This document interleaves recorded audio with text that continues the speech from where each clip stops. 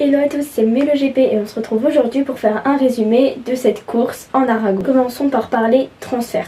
Nous avons appris que Augusto Fernandez, qui est actuellement en Moto 2, va rejoindre Pol Espargaro en MotoGP dans l'équipe Gaz l'année prochaine. Takaaki Nakagami a fini premier des warm-up, suivi par Enea Bastianini, Johann Zarco, Marc Marquez 5e et Fabio Quartararo 8e. Durant ces warm-up, il y a également eu la chute d'Alex Marquez, plus précisément un high side.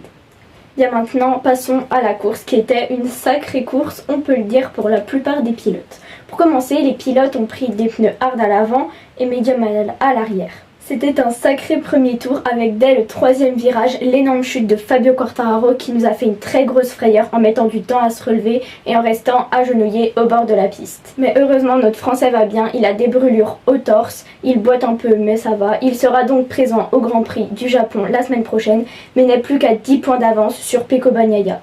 Mais quelques secondes après, il y a eu Marc Marquez qui était dérangé à cause du morceau de carénage de la moto de Fabio Quartararo qui s'est coincé dans sa roue et qui a donc un peu dérivé dans le virage, ce qui fait que Takaaki Nakagami a frotté sa roue arrière et est tombé lourdement. Mais heureusement, lui aussi va bien, même s'il nous a fait également une grosse frayeur en étant au milieu de la piste au moment de sa chute. Les pilotes ont donc dû tracer tout droit et l'éviter. S'en est suivi l'abandon de Marc Marquez qui a dû abandonner suite à sa moto qui commençait à fumer.